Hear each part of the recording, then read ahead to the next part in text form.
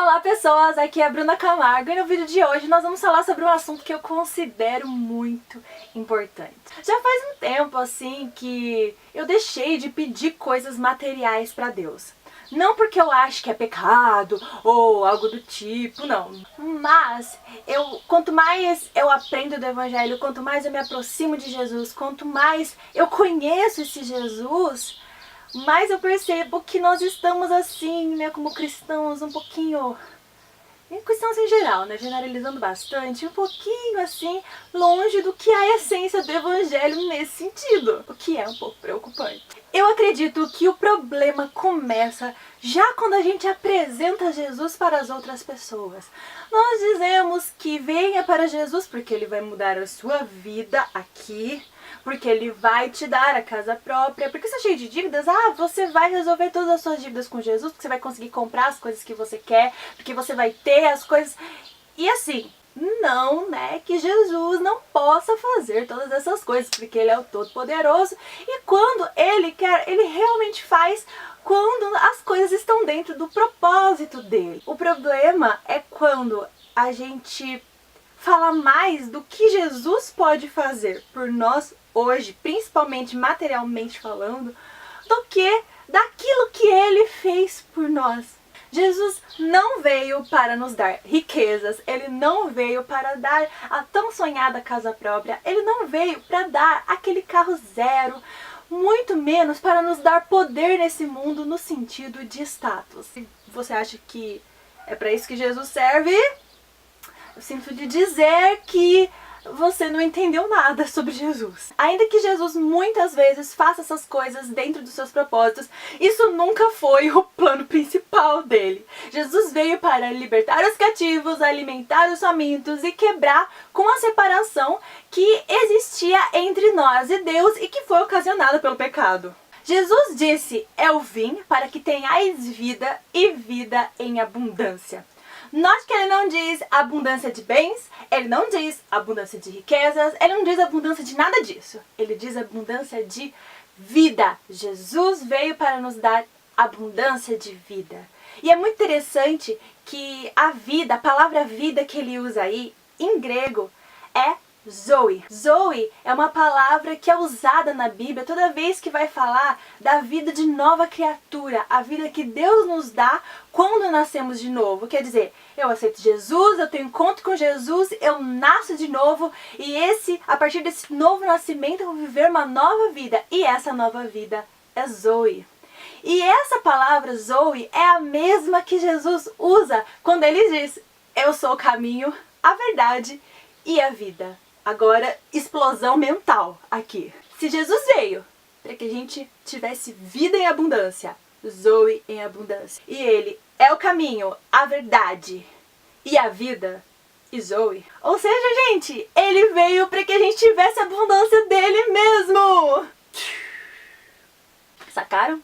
Jesus veio para que a gente tivesse a abundância de Jesus. Isso porque é justamente isso, essa vida que nós perdemos com a queda do homem.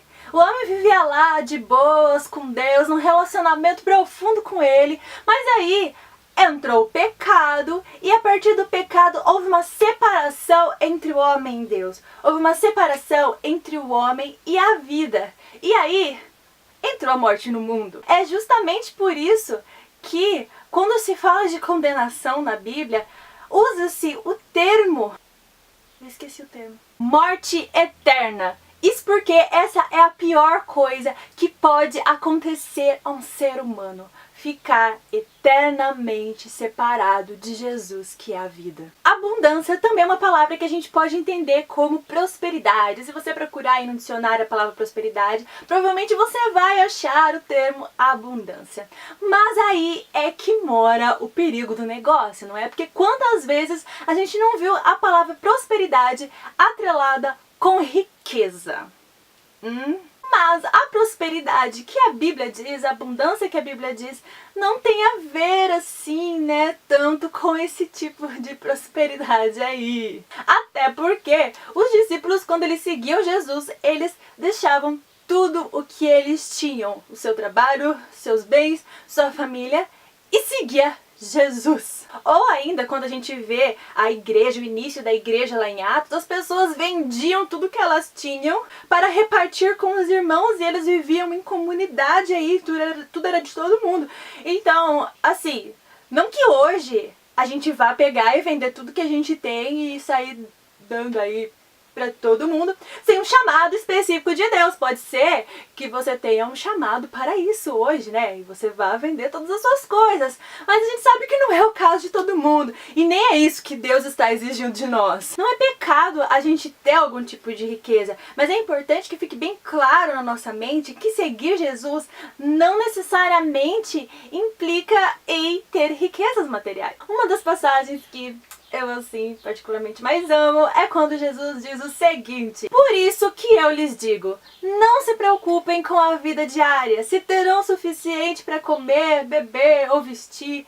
A vida não é mais importante que a comida e o corpo não é mais que a roupa. Na sequência desse versículo, Jesus vai falar pra gente buscar primeiro o reino de Deus e a sua justiça, sabe? Que as outras coisas não serão acrescentadas, que Deus sabe aquilo que nós precisamos, sem que a gente se preocupe com esse tipo de coisa. E é interessante como durante toda essa passagem aí, Jesus está falando das coisas básicas, comer e vestir, e se compromete em nos dar aquilo que nós precisamos. Será que eu preciso assim de uma mansão? Será que eu preciso de um carro de luxo na minha garagem? Isso é algo que a gente precisa, sim? Precisa mesmo? Forte? Hein? Se nenhuma dessas coisas for essencial para sobreviver ou para exercer algum ministério que Deus tenha colocado em nossas mãos, qual é o sentido de ficarmos buscando essas coisas loucamente, sabe? Como meta de vida. Em relação aos bens materiais, Jesus é muito claro. Não ajuntem tesouros aqui na terra, onde as traças e a ferrugem os destroem, e onde ladrões arrombam casas e os furtam. Ajuntem seus tesouros no céu, onde traças e ferrugem não destroem, e onde ladrões não arrombam nem furtam. Onde seu tesouro estiver, ali também estará o seu coração. Não é pecado nós termos coisas ou desejarmos certas coisas, mas está na hora de pararmos de colocar o nosso coração em coisas que não vão fazer diferença nenhuma na eternidade. Está na hora de pararmos de tratar Deus como um gênio da lâmpada maravilhosa que tem a função de, sei lá, resolver, né, atender aos nossos desejos, porque aí nossa oração se torna o quê? Uma lista de compras. Está na hora de nós acordarmos para o verdadeiro evangelho e buscarmos muito mais do que essas coisas, mas ter um relacionamento profundo e verdadeiro com Deus, que afinal é o propósito da nossa existência. Que a nossa oração possa ser como a de Davi. Uma coisa peço ao Senhor e vou buscar ali incessantemente, que eu possa habitar na casa do Senhor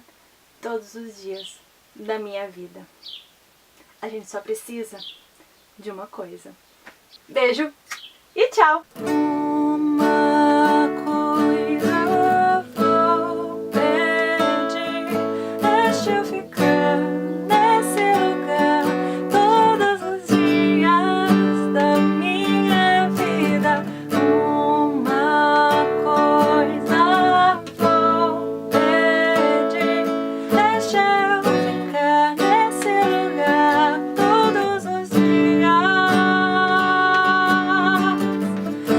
Adoro